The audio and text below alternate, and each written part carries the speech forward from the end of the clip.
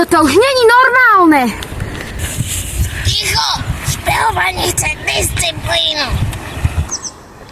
Keby som vedela, že som krikol, dala by som si lak na vlasy. Nesťažujte sa, sme na to, aby sme špehovali, nie sa sťažovali.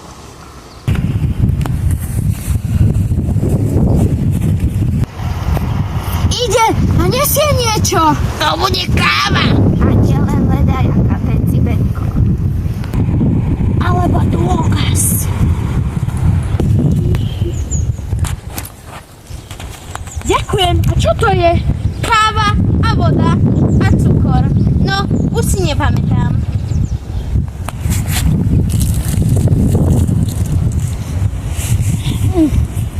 Ďakujem, Dulinka. Vidíte? To je ten výraz. Milujem ťa, ale bojím sa. To neveští nič dobré. Povracia sa, dámy, ja to už viem teraz. Alebo rovnočrevná diróza. A doma som varila večeru. Čo? No, aspoň to bolo teplé, keď sme to vypili. Ešte má čas utiecť. Ale neutečie. Valentín robí z mužov bláznov. Idem mu dať kávu na zapitie. Nie! Do kúsku. Počul si to? Asi to bol vietor.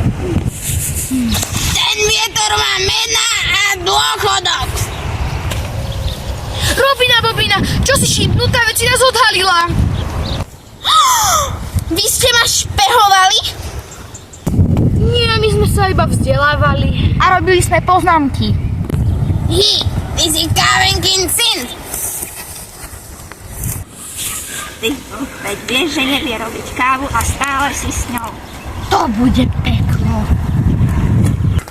Vy čo si dovolíte? Zavolám nás políciu. Daj mi úsľub.